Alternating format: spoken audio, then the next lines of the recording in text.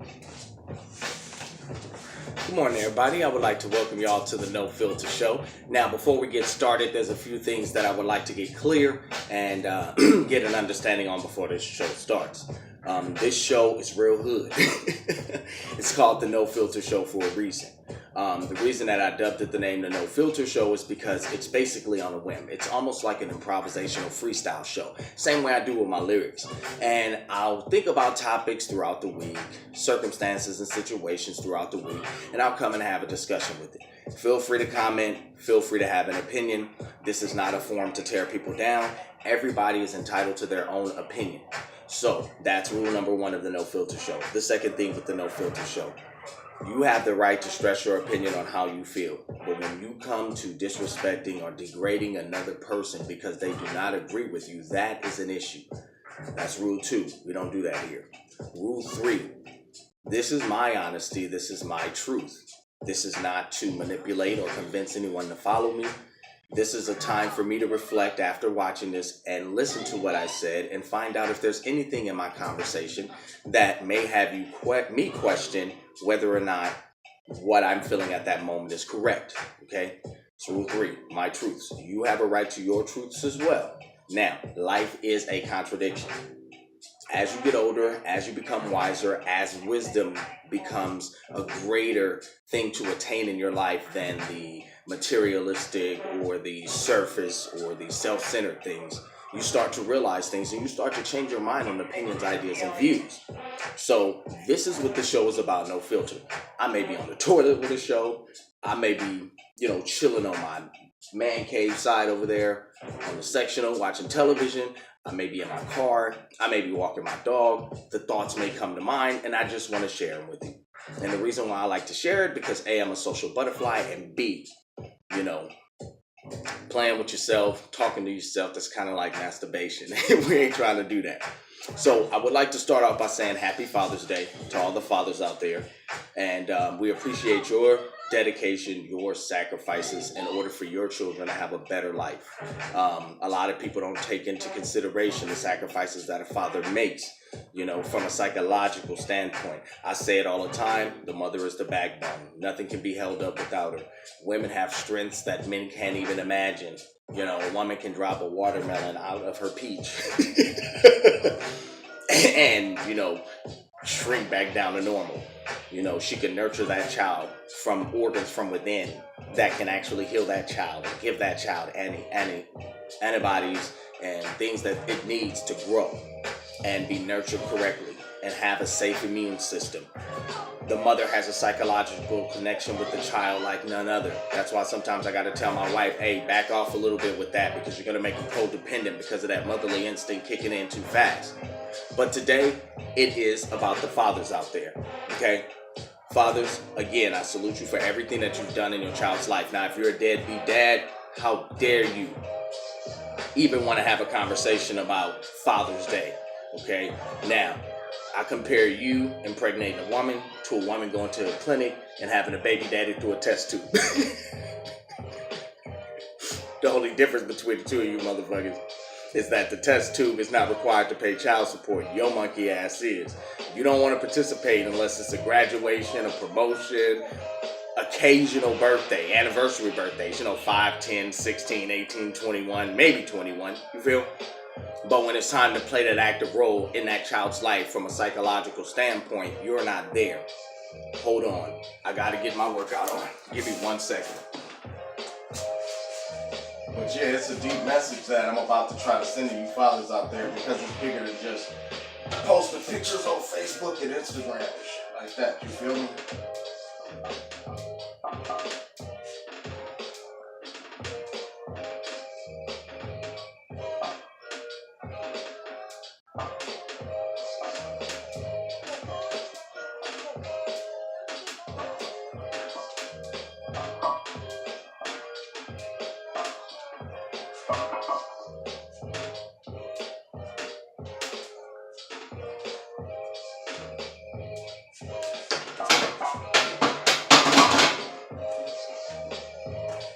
But anyways, like I was saying, it's a bigger picture than just showing up to certain occasions and posting up social media messages and shit like that to make it seem like you're a part of your child's life.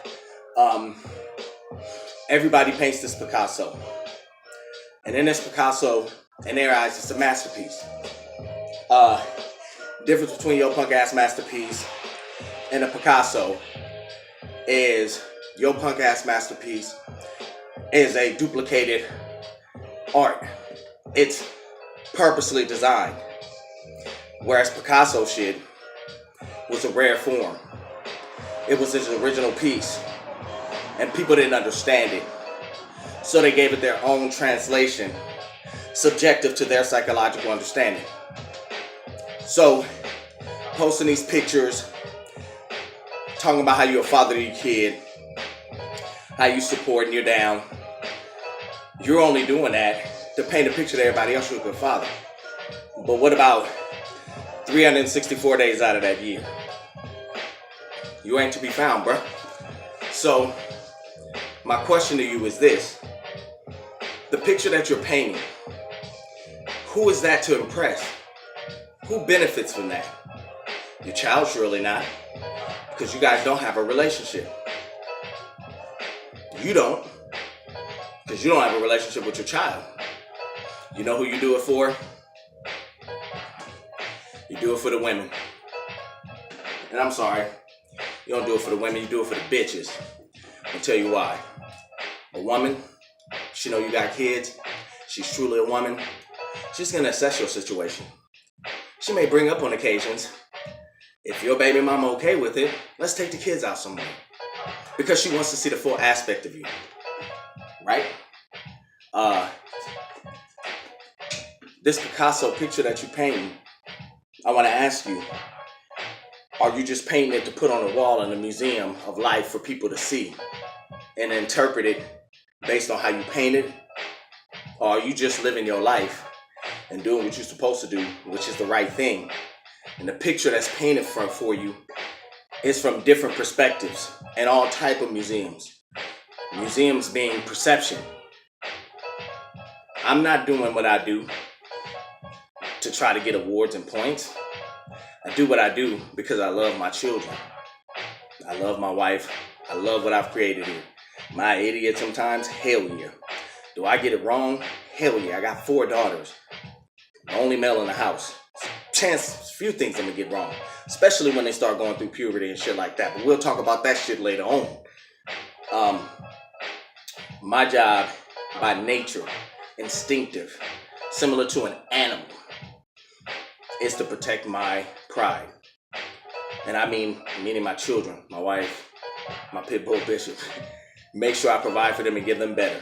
And it's not to get a pat on the back. It's not to get a, that's what's up.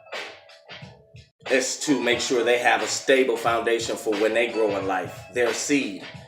You gotta fertilize that seed so it can grow into the strongest tree it could possibly be. You're the foundation. Are you soil that is constantly fertilized? Are you concrete? Are you sand? Think about that. Now, on to you mothers. And hold on, I'm gonna switch up my weight set. I'm gonna lighten it up because I don't want to be too winded while I talk. To you mothers. Today is Father's Day. I understand that you chose to get pregnant by a deadbeat. And in most cases, you knew he was a deadbeat before you got pregnant with him. And you wanted to get pregnant with him because you wanted him that bad. Now I don't know if he was throw that dick. I don't know if he was throwing it at you that well that you just wanted him. Or if he had a baby mama before you and you envied that. Or if he was popular among the ladies and you figured having a child with him would settle him down with you. And you could have that quote unquote trophy, whatever it is. In most cases, you knew what you was dealing with before you got with him. And I'm going to keep it 100 with you. It's not like these dudes are geniuses. Like, most of y'all I talk to, as I stated before, y'all be like, I didn't know. Every dude I got with in my life that did me wrong, I had no clue he was like that. He tricked me. Men are idiots, me included. We choose to make logical decisions, but we are idiots. So for you to sit here and tell me that you couldn't figure out an idiot's plan makes me question your intelligence on his actions. You would get with this dude and he'll have no job, probably living with his homeboy or living with his mom, sleeping on somebody's couch. You know, you may see him as attractive. You meet him in a club or somewhere. He spit the proper game to you. Y'all go out on a date.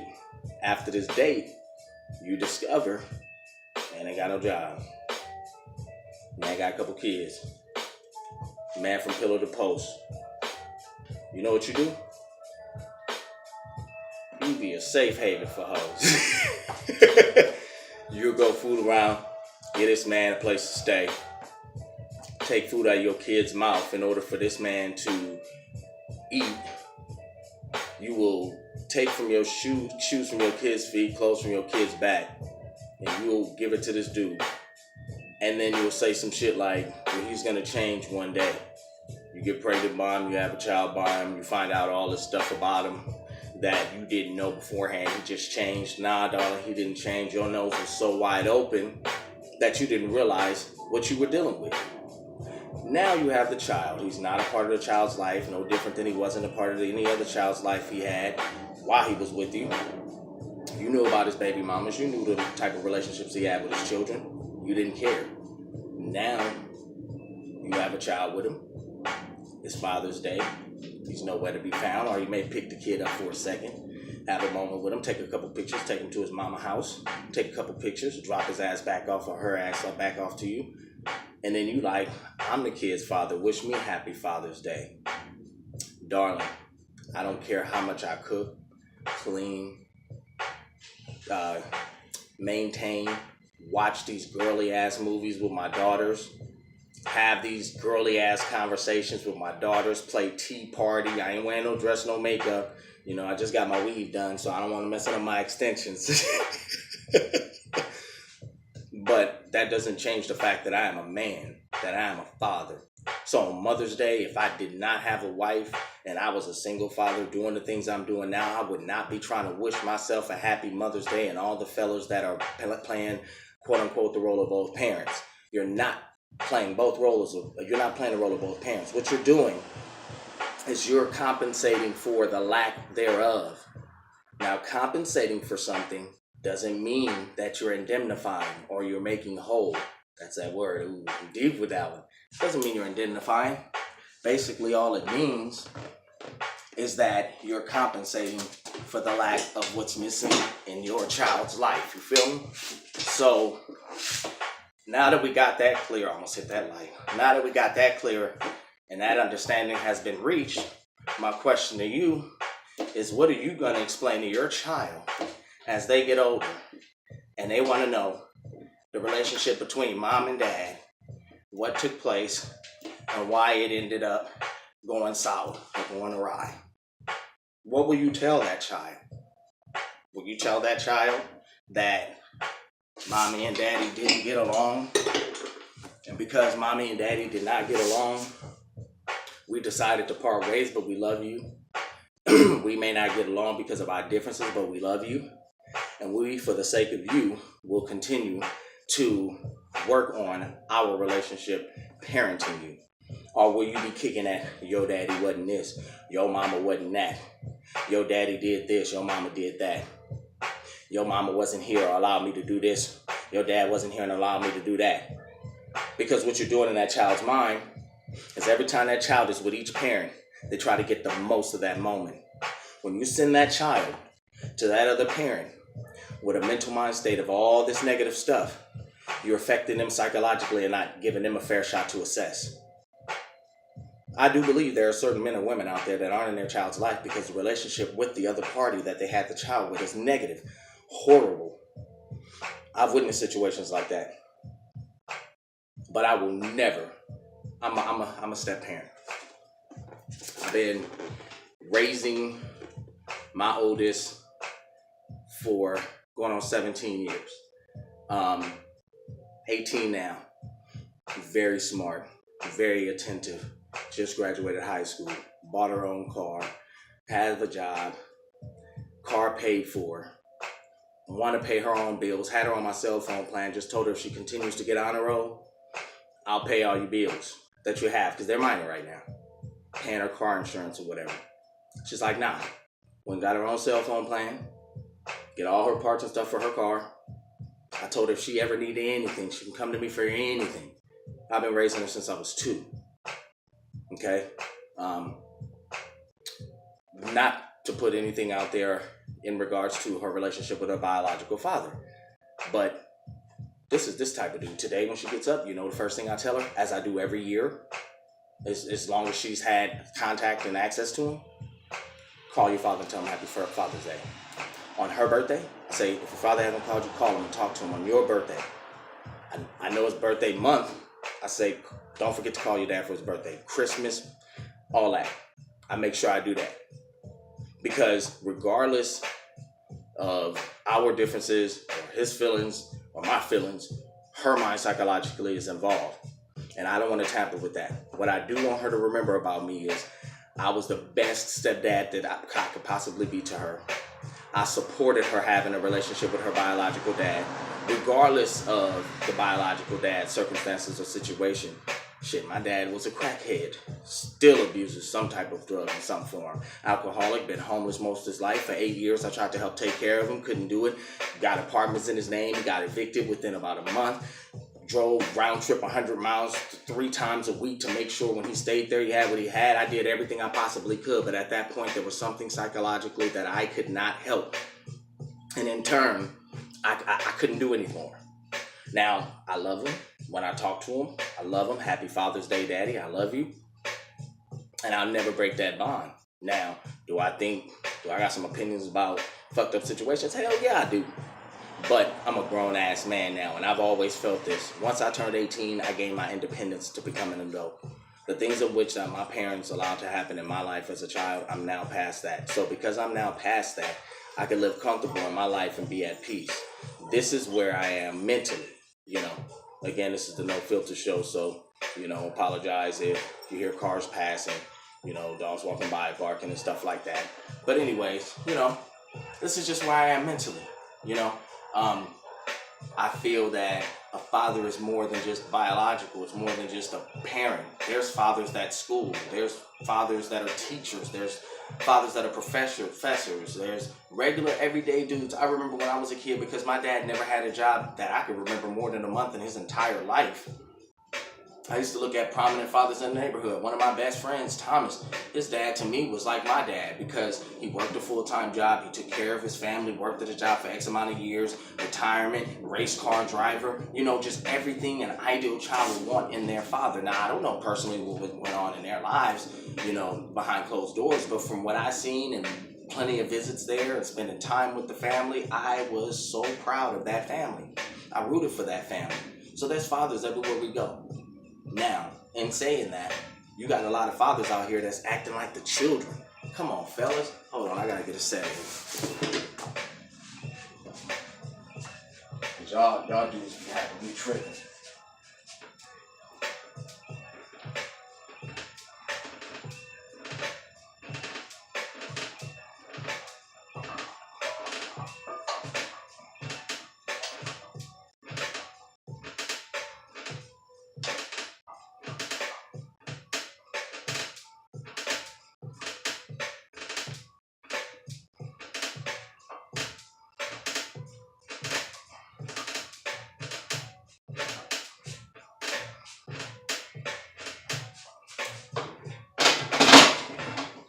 Damn, I wish I could do more, but I don't want to get winded and not be able to talk to y'all. But you got these fathers out here trying to compete with the sons.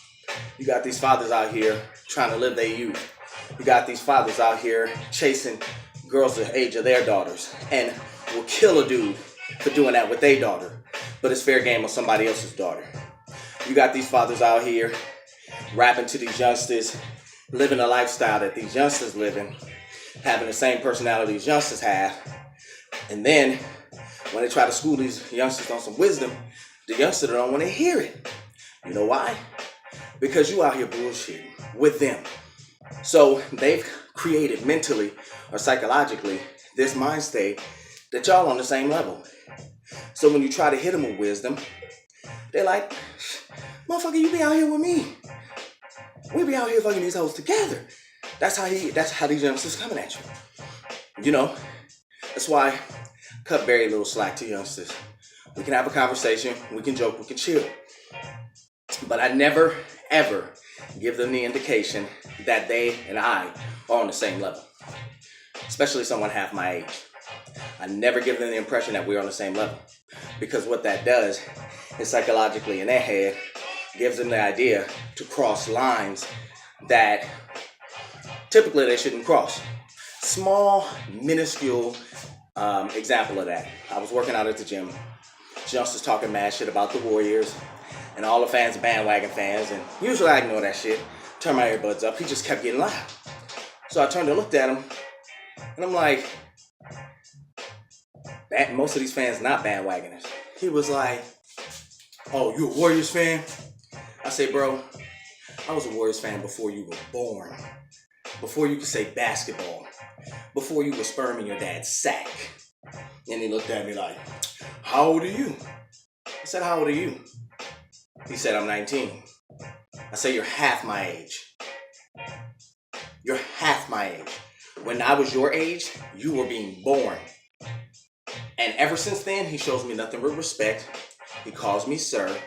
He says hello. He does all those good things. You know why? Because now I have set a precedence in the very beginning that yes, we could talk about the Warriors. Yes, you could say they suck. Yes, you could say you don't like them. We could debate about them sucking. You could have every right to not like them. But don't come out here assessing us all to be bandwagoners because you don't like them. Minuscule example. You set the precedence up front. And I'm not talking about threatening to beat their ass or nothing. You just psychologically put them in a place and remind them the differences in a generation. The wisdom, difference in the wisdom. Now, some of y'all are lacking in the wisdom area as fathers. That's why your kids out here schooling you on the latest shit instead of you schooling your kids on the latest shit.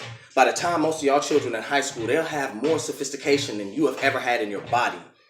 And instead of you embracing that and trying to see if you can learn from that or going to school and getting a trade or doing some shit like that because you're motivated by them, nah, what you do is you try to take an advantage of their success and try to say, well, you're the reason that they're successful.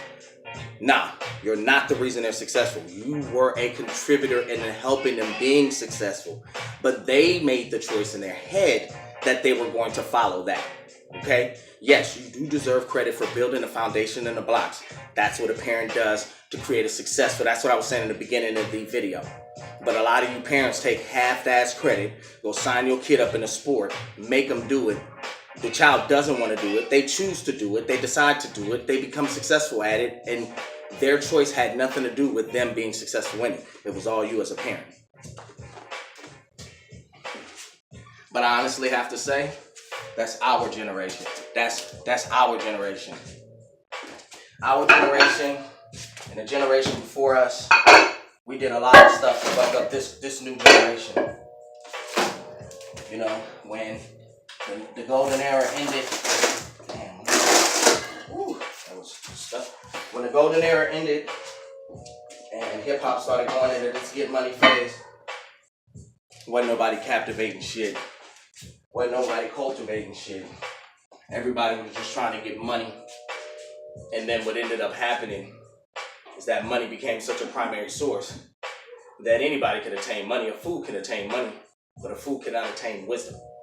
So now greed and the power for money is taking over wisdom. And you got a bunch of people saying a whole bunch of bullshit on the track. And you wonder why the industry is where it is. You can take a look around. We're doing it to ourselves. I'm talking about as fathers. You know what I'm saying? It's all relative. It's all relative. Y'all fathers don't want y'all daughters in the club doing the same shit that y'all got these females out here doing in y'all videos. Most of y'all portray a lifestyle y'all don't even live. Be lying on the record. Some of y'all ain't never been to the hood and don't plan on it. Not at all. Because you're scared. And you're living a fake ass fantasy. Damn, I just got through pinching my finger. But anyways, then we talk about the humor in it all. check out my Instagram page at Mr. C Keys. Put a lot of freestyle songs and stuff like that, but I throw a lot of humor in there. Most of the humor I throw in there be on some reality. There's humor and joy in everything.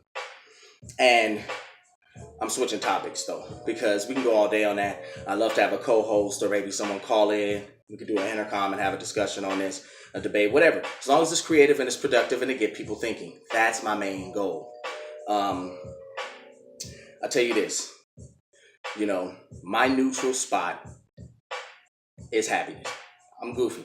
If I had to choose a neutral spot, so imagine yourself, you know, you are sitting down, you're most relaxed. What is your neutral spot? What do you do?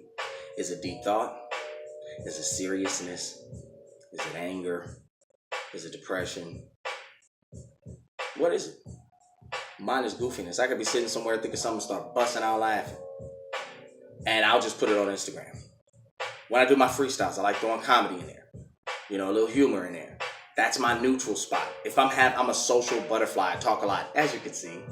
And in this fact of being a social butterfly, when I have a conversation, within the first 3, 4, maybe 5 sentences, punchline.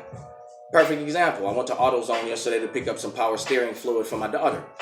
And I go in there and I asked the guy for power steering. He asked what kind of car she drives. I'm like, an Infinity. He was like, okay, well, we got Asian, Italian, German, European. And I'm looking at this motherfucker like, so, you know, me, with my goofy ass, I'm like, well, shit, I'll take the African American or the African power steering fluid. And he started dying. He was like, no, actually. And when I turned around, each of the power steering had Asian, European, German, Italian. And I'm like, wow, we're now racially identifying power steering fluid? Now, the reality of it is, I know that's the manufacturer to make.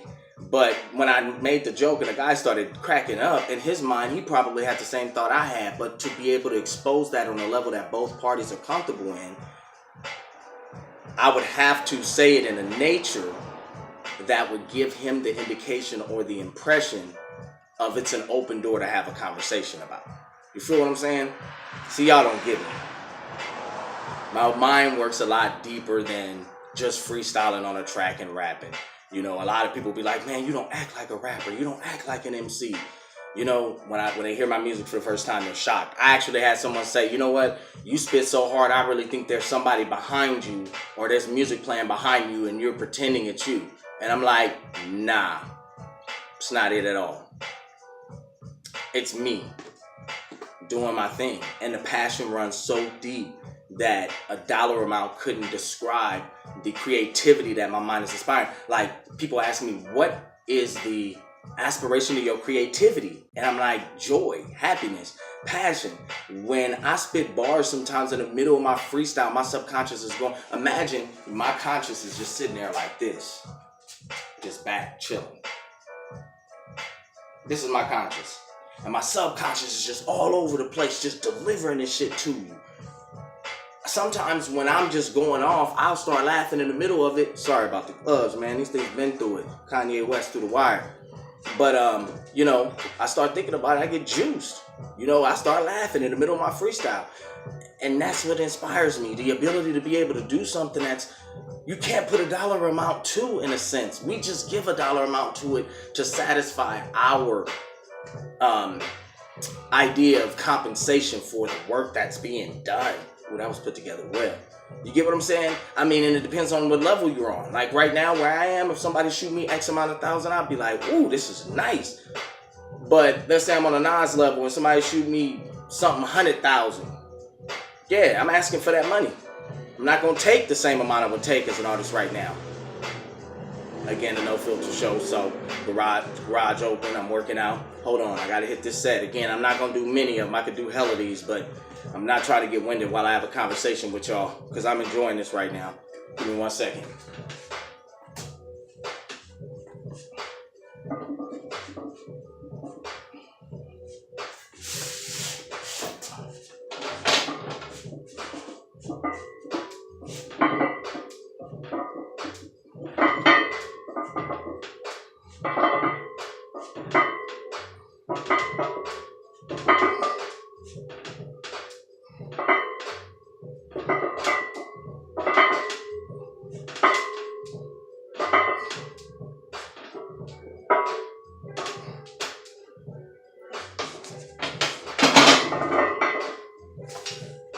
Back like I never left. Tell your baby mama my t-shirt in the room. But anyways, joy, neutral zone.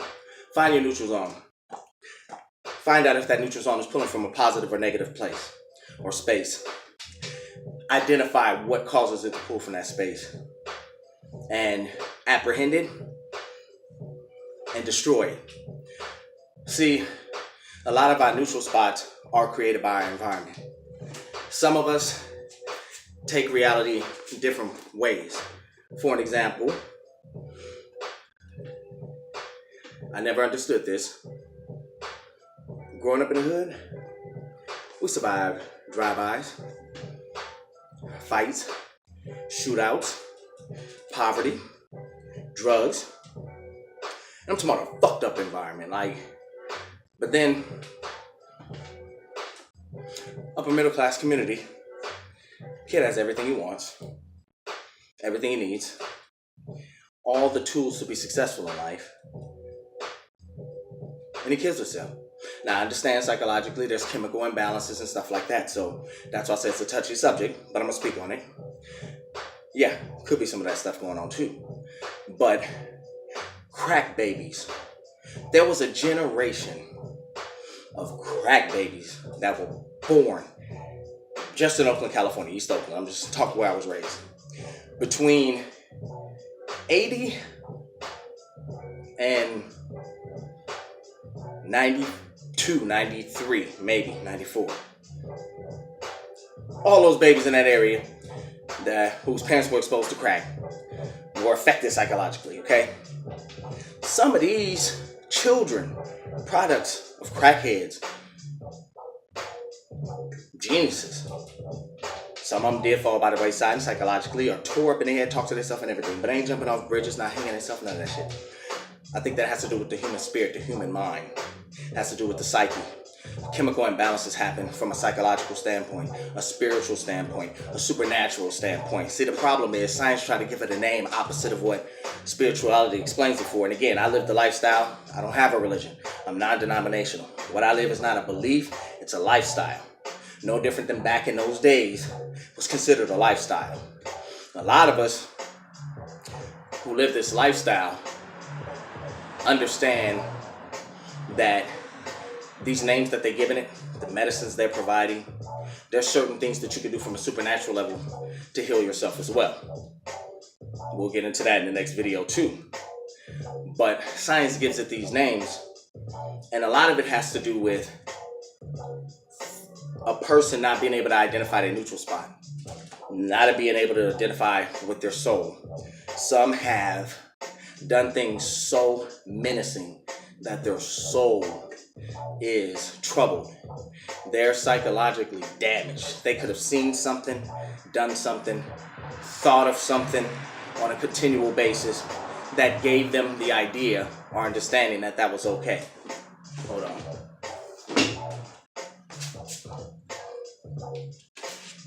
I just say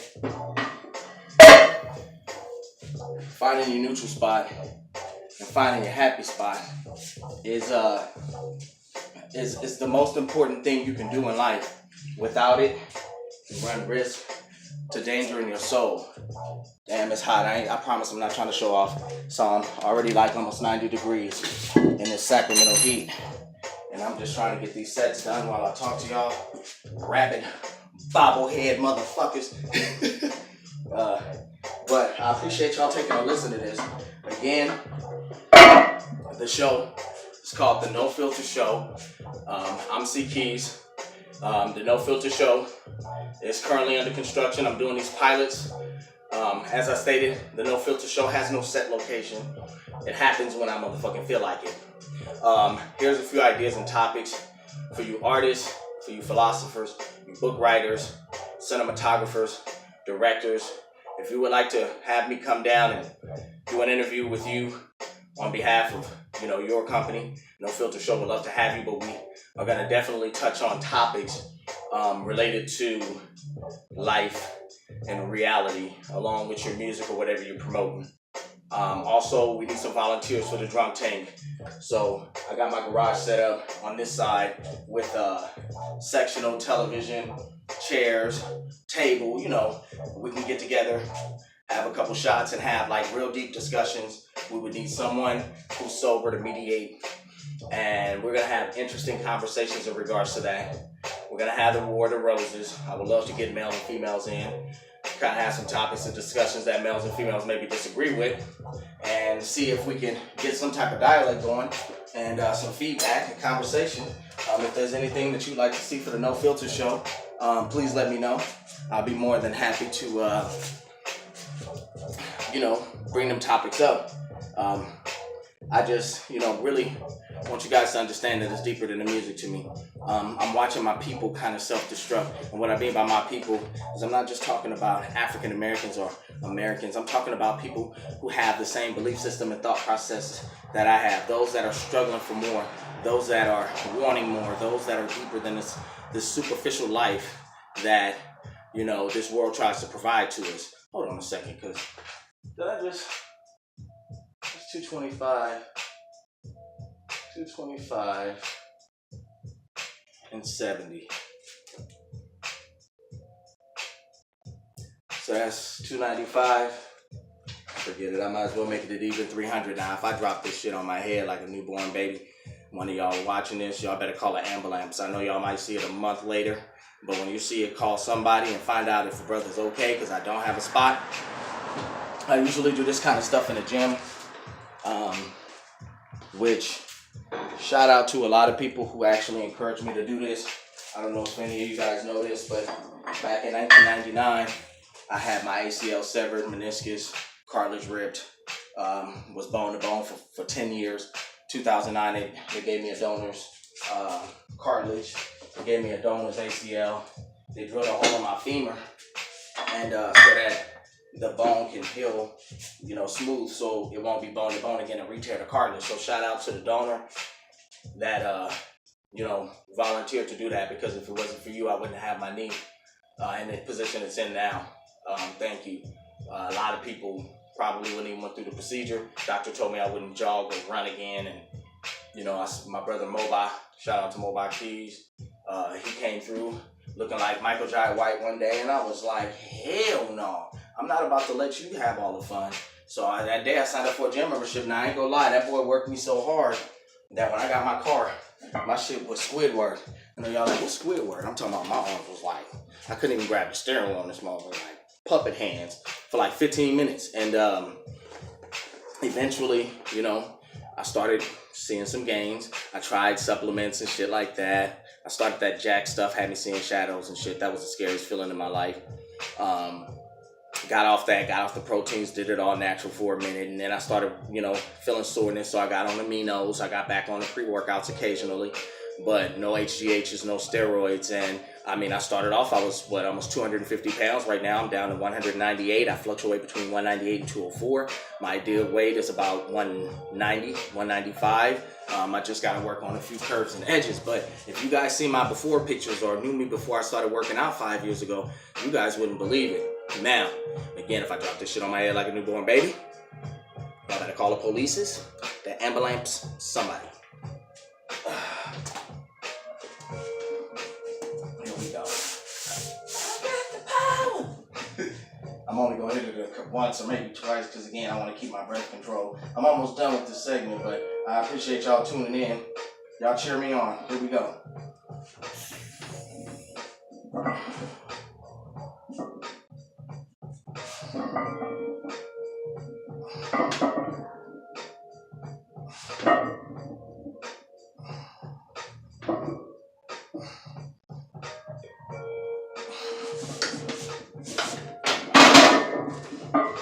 This is Sparta!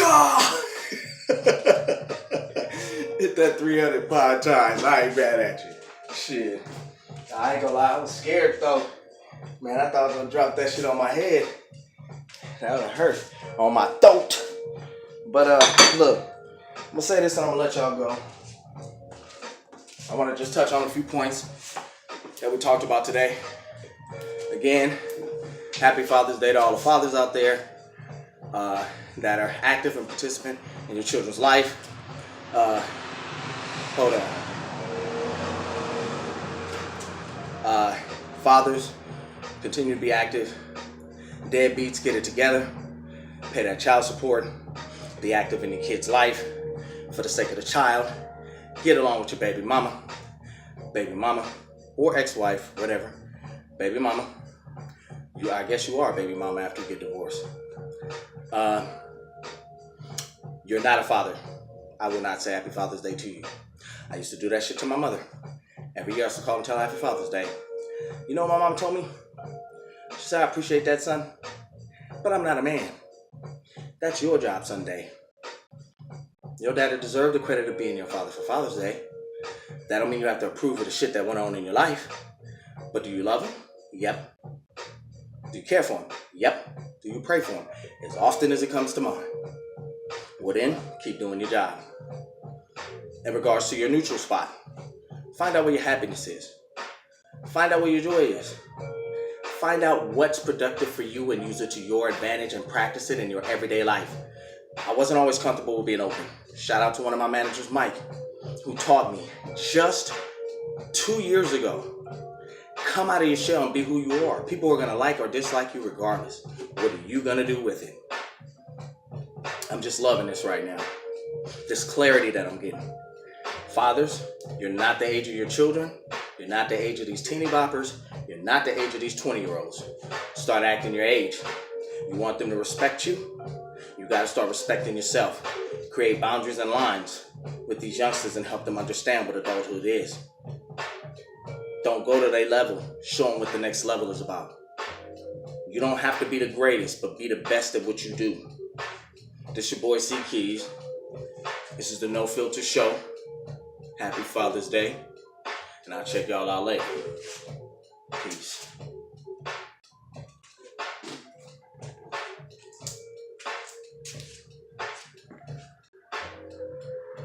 And fellas, don't hate, participate.